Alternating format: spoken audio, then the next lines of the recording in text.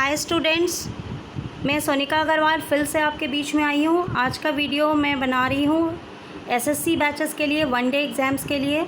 इसमें ज़्यादातर एक क्वेश्चन आता है कि किसी लाइन में, किसी पंक्ति में अगर कोई बच्चा कहीं पर खड़ा है तो नीचे से उसकी रैंक दी है या ऊपर से उसकी रैंक दी है, तो हमें उसकी नीचे या ऊपर से दूसरी नई रैंक निकालनी है, नई जगह निकालनी है, या उस पंक्ति में कुल कितने बच्चे खड़े हैं। तो सबसे पहले मैं इस सवाल को लूँगी। इसके लिए मैंने देखी सबसे ऊपर ट्रिक नंबर 1 लिखी है।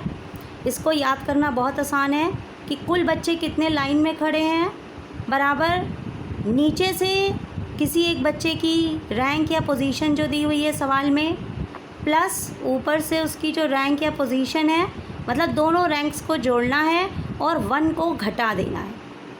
पहले इस ट्रिक नंबर 1 के सवाल पर हम आते हैं।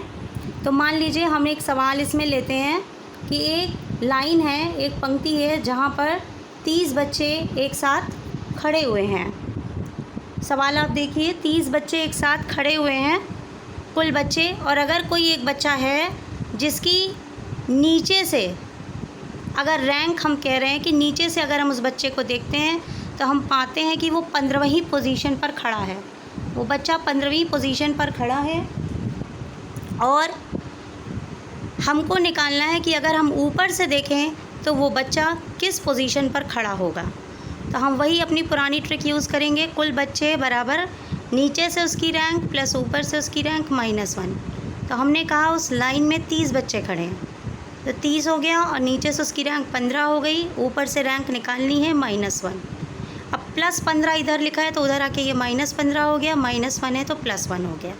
30 में से 15 गया, 15 और 1 जोड़ के ऊपर से उसकी रैंक कितनी हो गई, 16।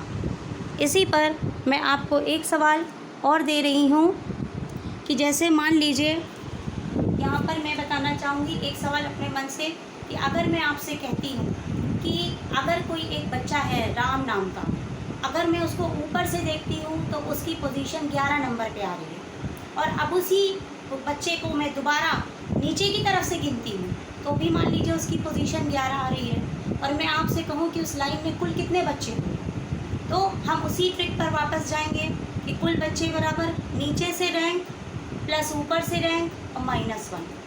तो कुल बच्चे कितने हो गए, नीचे से रैंक भी 11 थी, ऊपर से रैंक भी 11 है, तो 11 और 11 जोड़ा तो आपने कितना आ गया, 22 आ गया, और उसमें से आपको 1 घटा देना।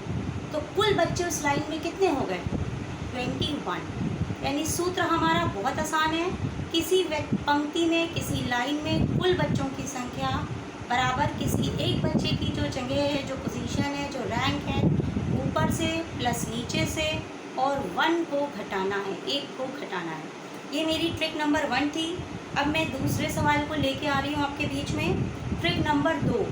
इस ट्रिक नंबर 2 को आप बहुत अच्छी तरह समझिएगा। ये सवाल थोड़ा सा कॉम्प्लेक्स होता है, थोड़ा सा कन्फ्यूज़न देता है। इसके लिए ट्रिक नंबर 2 पर आप ध्यान दीजिए। इसमें स्थान परिवर्तन होता है। इस सवाल में ज़्यादातर, उस सवाल में एक ही इंसान होता था, लेकिन इस तरह के सवाल में 2 इंसानों की 2 रैंक दी रहेगी अलग अलग, और 2 रैंक अलग अलग दी रहेगी, और हम कहेंगे कि दोनों को आपस में बदल दिया गया, तो उन दोनों की नई जगह क्या होगी। इस तरह के सवाल अगर हो तो उसके लिए हमारे पास ट्रिक है कि जो बच्चा है उसकी जो पहले की रैंक दी गई है, स्थान बदलने के पहले की, तो पुरानी रैंक रखेंगे।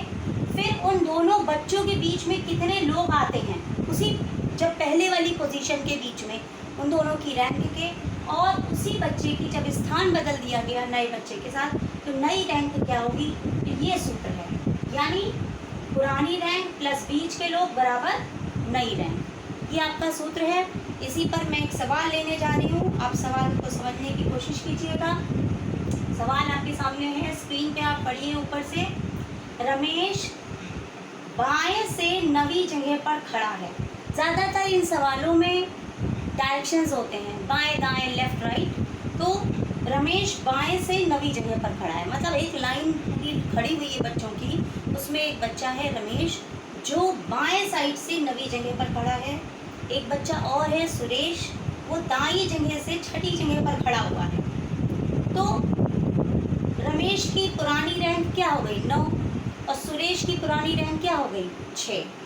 अब है यदि दोनों के स्थान बदल दिए जाएं, यानी रमेश जिस जगह खड़ा था उस जगह सुरेश आ जाए और सुरेश जिस जगह खड़ा था उस जगह रमेश आ जाए, तब रमेश बाएं से 15वीं जगह पर है। अब हमको सवाल में दिया गया है एक जन की रैंक दी रहेगी कि रमेश की अब जो नई रैंक आ गई, नई जगह जो आ गई वो बाएं से 15वीं जगह पर है, तब हमें सुरेश की दाएं से किस जगह पर होगा, यानी अब हमें सुरेश की नई जगह का नंबर बताना होगा कि वो नई जगह पे किस स्थान पर किस रैंक पर खड़ा है।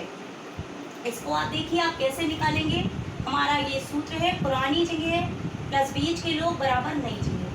तो रमेश की पुरानी जगह 90 नंबर पे थी, अब हम बीच के लोग निकालेंगे और रमेश की नई जगह 15वीं दी हुई है, तो 15 में से 9 गया, कितना बचा 6। तो बीच के लोग पे हमको सोचने और गिनने की ज़रूरत नहीं कि उनके बीच में कितने बच्चे आए, आप आराम से मैथमेटिकली सॉल्व कर लेंगे तो बीच में 6 लोग आ गए। अब हमें निकालना किसके लिए, सुरेश के।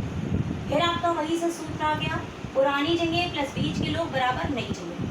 तो सुरेश की पुरानी जगह पर जो पोजीशन थी वो 6 थी और यहाँ पर भी आपके बीच के लोग कितने आ गए 6। तो सुरेश की नई जगह कौन सी हो गई 12वीं हो गई। तो सुरेश दाएं से 12वीं जगह पर होगा। तो यानी ये आप ध्यान से बार बार वीडियो देखें तो आपको बहुत आसानी से समझ में आ जाएगा और इन ट्रिक्स को याद कर लीजिए तो आपको बहुत मदद होगी अगर इस तरह के सवाल पूछे जाएंगे। ज़्यादा बड़ी ट्रिक नहीं है, पुरानी जगह प्लस बीच के लोग बराबर नई जगह। Thank you.